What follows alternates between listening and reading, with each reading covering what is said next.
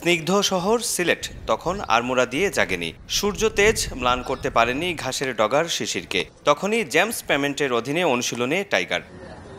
নির্ধারিত সূচির চাইতেও ১.৫ ঘন্টা আগে বাংলাদেশ দলের অনুশীলন দেখে বোঝাই যাচ্ছে নামের ভারিক্কিতে বড় না হলেও জিম্বাবুয়ের বিপক্ষে সাদা পোশাকের আভিজাত্যের সিরিজকে সামনে রেখে কতটা সিরিয়াস তারা। তৃতীয় দিনের অনুশীলন বিশেষ আরও একটা ভিন্ন কারণে।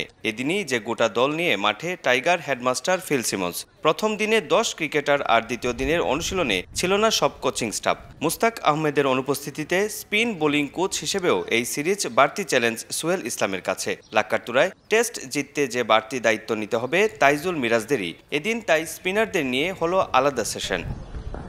ততক্ষণে সময়ের সঙ্গে পাল্লা দিয়ে বেড়েছে সূর্যের তেজ। মুশফিক, শান্তরা নিজেদের ঝালিয়ে নিচ্ছেন দ্বিগুণ উদ্যমে। সাম্প্রতিক সময়ে টাইগার ব্যাটসম্যানদের ব্যাটে রান খরা নিয়ে সমালোচনা হচ্ছে বিস্তর। নতুন টেস্ট সাইকেলের আগে এই সিরিজ তাই ব্যাটসম্যানদের ফর্মে ফেরার।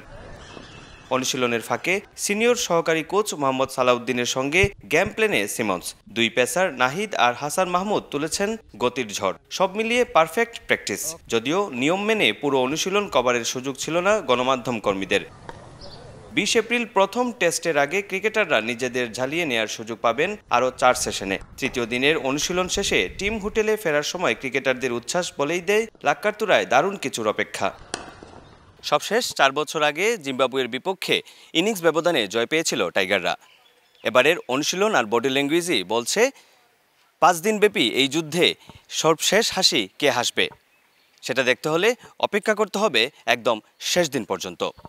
সিলেট আন্তর্জাতিক ক্রিকেট স্টেডিয়াম থেকে অপু বণিক, সময় সংবাদ।